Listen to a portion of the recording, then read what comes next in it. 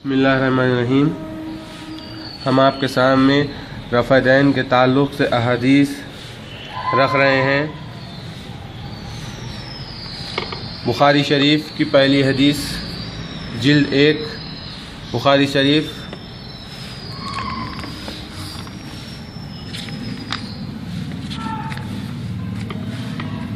किताबुल अज़ा, page number 331।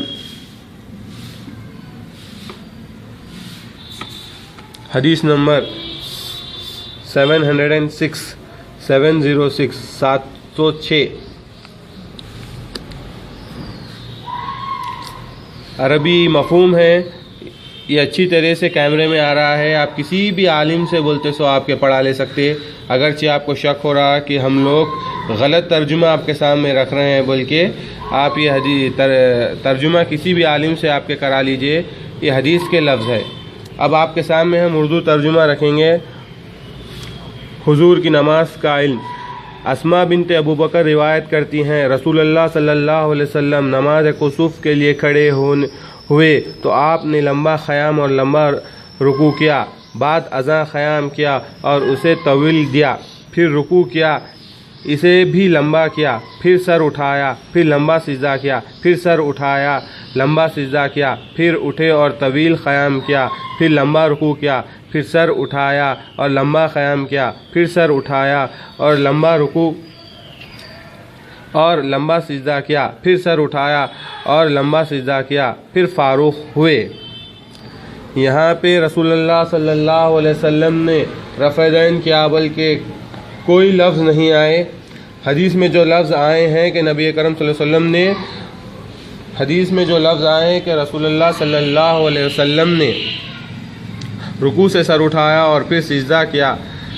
यहाँ sir उठाने का ज़िक्र आया है और हाथ उठाने का ज़िक्र नहीं आया। बस नबी करम सल्लल्लाहु अलैहि वसल्लम ने रफ़ा दैन नहीं किया।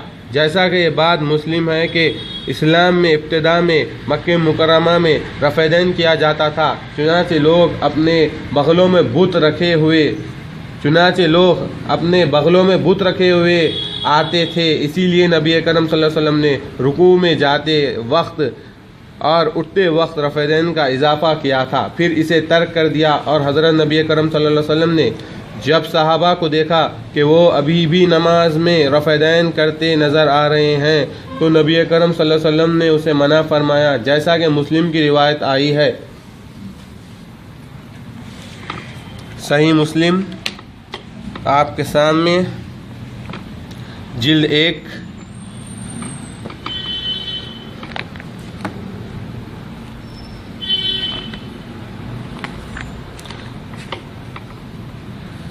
सही मुस्लिम की हदीस हम आपके सामने रख रहे हैं। किताबुस सलावात, पेज नंबर 359, हदीस नंबर 871। फिर पेज नंबर 360 पे। पहले आप उर्दू तर्जुमे की अच्छी फोटो।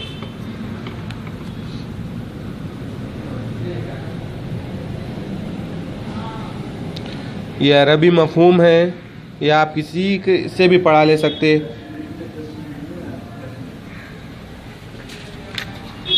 ये उर्दू तर्जुमा है। हज़रत जाबिर बिन समरा रज़ियल्लाहु ताला अन्हु बयान करते हैं, एक मरतबा नबी करम सल्लल्लाहु अलैहि वसल्लम हमारे पास तशरीफ़ लाए और फरमाया, मैं देख रहा हूँ कि तुम सरकशी घोड़ों की दुमों की तरह हाथ उठाते हो, यानी रफ़ा दैन करते हो।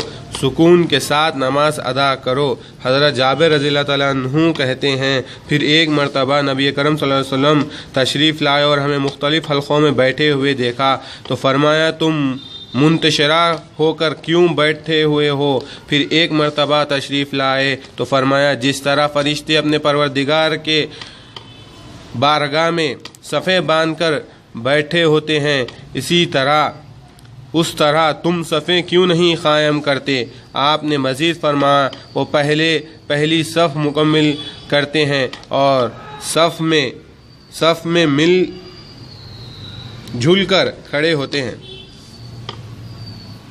हम आपके सामने बुखारी और मुस्लिम शरीफ के हदीस रखे हैं। अब हम आपके सामने अबू दाऊद کی حدیث رکھ رہے ہیں۔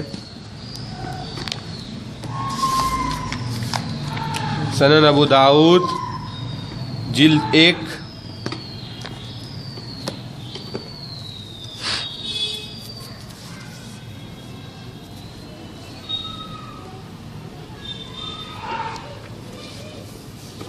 پیج نمبر 305 پیج نمبر 304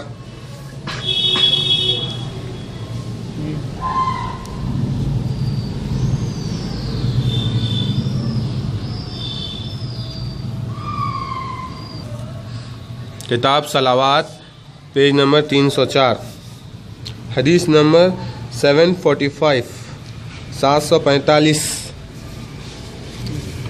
عبد الرحمن بن ابو لیلہ نے حضرت برا بن عزب رضی اللہ تعالیٰ عنہ سے روایت کی ہے کہ رسول اللہ صلی اللہ علیہ وسلم جب نماز شروع کرتے تو اپنے دونوں ہاتھوں کو کانوں تک اٹھاتے اور پھر ایسا نہ کرتے۔ جب نماز شروع کرتے تو اپنے دونوں ہاتھوں کو کانوں تک اٹھاتے، پھر ایسا نہیں کرتے، جیسا کہ حدیث میں آیا ہے کہ رسول اللہ صلی اللہ علیہ وسلم نے صرف ایک مرتبہ جب رکعت باندھ رہے تھے ہاتھ اٹھایا اور اس کے بعد پھر رفع دین نماز میں نہیں کیا۔ پس ثابت ہوتا ہے کہ رسول اللہ صلی اللہ علیہ وسلم نے رفع دین نہیں کیا۔ یہ اردو مفہوم ہے، آپ کسی سے بھی یہ دکھا سکتے ہیں۔ یہ حدیث نمبر 745 یہ اردو مفہوم ہے، یہ اس کا اردو ترجمہ ہے، عربی مفہوم ہے، اردو ترجمہ ہے۔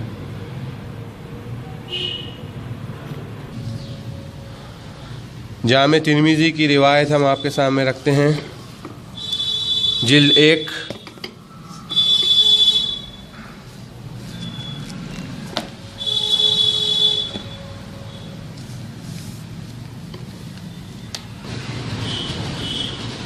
کتاب صلوات پیج نمبر 191 حدیث نمبر 243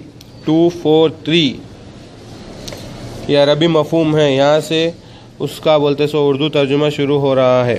حضرت الخمے سے روایت ہے، حضرت عبداللہ بن مسعود رضی اللہ تعالیٰ عنہ فرمایا، کیا تمہیں رسول اللہ صلی اللہ علیہ وسلم کی نماز پڑھ کر نہ دکھاؤں؟ پھر آپ نے نماز پڑھی اور صرف تکبیر اولیٰ میں ہاتھ اٹھائے۔